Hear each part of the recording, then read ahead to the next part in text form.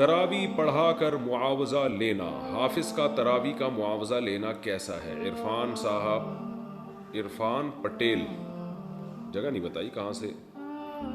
دیکھیں حافظ لوگ جو تراوی کی اجرت لیتے ہیں نا، یہ بالکل حرام ہے، ناجائز ہے، اس کے جواز کا کوئی بھی قائل نہیں ہے ہماری رائے میں، جو اب تک ہمیں معلومات ہیں، اور اگر کوئی قائل بھی ہو تو اس کی دلیل مضبوط نہیں ہے۔ یہ خالصتاً قرآن کی تلاوت، نماز میں تلاوت کی اجرت ہے۔ یہ فرض نماز کی تنخواہ لینا، یہ اس کی جواز کی وجہ کچھ اور ہے۔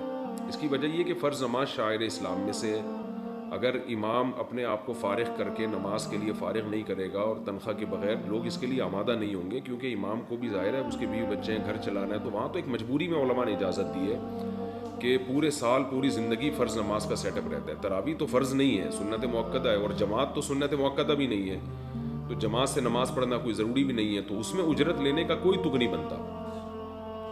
اور نہ قاری صاحب جو ہے، جو حافظ قرآن پڑھانے والا ہے، وہ اتنا یعنی بڑی قربانی دے رہا ہوتا ہے کہ اس کو یعنی اپنے کاروبار چھوڑ کر اور بزنس چھوڑ کر وہ آپ کو ٹائم دے رہا ہے سال میں ایک دفعہ، اور اس میں بھی اس کا اپنا فائدہ زیادہ ہوتا ہے۔ جب وہ قرآن پڑھائے گا تو اس نے اپنا قرآن بھی ریوائز ہوگا۔ اور دوسری بات، قرآن ختم کرنا رمضان میں ضروری نہیں ہے۔ اگر آپ کو اجرت کے بغیر کوئی قاری مل رہا ہے تو آپ اجرت کے والے کے ساتھ کیوں پڑھا رہے ہیں؟ اور اگر اجرت کے بغیر نہیں مل رہا تو الحمدللہ سے پڑھ لیں تراویح۔ تو اس لیے اس پر جتنے بھی صحیح مستند علماء ہیں، لوگ فتوے تو لے آتے ہیں، فلاں نے فتویٰ دیا کہ تراویح کی اجرت جائز ہے فلاں، لیکن جو مستند علماء ہیں اور مستند ادارے ہیں دینی ہمارے، ان سب کا مشترکہ فتویٰ یہی ہے کہ حافظ کے لیے، قاری کے لیے تراویح پڑھانے کے پیسے لینا جائز نہیں ہے، حرام ہے، ناجائز ہے۔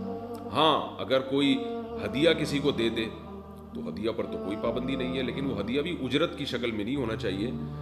بعض مسجدوں میں سب کو پتہ ہے کہ اتنے پیسے یہاں ملیں گے، اگر قاری کو پتہ ہو یہ پیسے نہیں ملیں گے وہ پڑھائے گا ہی نہیں، تو ایسا ہدیہ بھی اجرت ہی ہے، یعنی وہ بھی کمیشن میں ہی آتا ہے۔ تو اس لیے اپنے ثواب کو ضائع نہ کریں۔ اگر کوئی قاری تراویح پڑھانے کی اجرت لیتا ہے یا وہ ہدیہ لیتا ہے، لیکن ہدیہ اجرت ہی کے طور پر ہے، اس کی دلیل یہ ہے کہ اگر اس کو یہ بتا دیا جائے کہ آپ کو ہماری مسجد سے کوئی گفٹ نہیں ملے گا تراویح کی، تو پھر دیکھیں وہ پڑھاتا ہے کہ نہیں پڑھاتا۔ اگر پھر بھی پڑھاتا ہے اس کا مطلب دل سے پڑھا رہا ہے، اور نہیں پڑھاتا اس کا مطلب اس کے پیش نظر ثواب نہیں ہے بلکہ یہ پیسے ہیں۔ تو علماء نے لکھا ہے کہ اگر کوئی قاری حافظ تراویح پڑھانے کے باقاعدہ پیسے لیتا ہے اور آپ کو پتہ ہے کہ پیسے نہیں دیے تو یہ تراویح نہیں پڑھائے گا، تو ایسا شخص کے پیچھے، ایسے قاری کے پیچھے تراویح پڑھنا بھی جائز نہیں ہے۔ قرآن دیکھ کر تراویح پڑھانا، اگر کسی حافظ کا حفظ کمزور ہو گیا ہو، وہ تراویح پڑھاتے ہوئے کسی پارے کو دیکھ کر تراویح پڑھا سکتا ہے جو پارہ زیادہ کچا ہو۔ بنت عزیز احمد انڈیا سے، یہ امام احمد ابن حنبل کے نزدیک جائز ہے، باقی فقہا کے نزدیک جائز نہیں ہے۔ اور اس کے دلائل کیا ہیں پھر میں کسی اور وقت میں اس کی تفصیل بتاؤں گا۔ ایسے حافظ کے پیچھے آپ قرآن نہ پڑھیں جو دیکھ کے قرآن پڑھ رہا ہو۔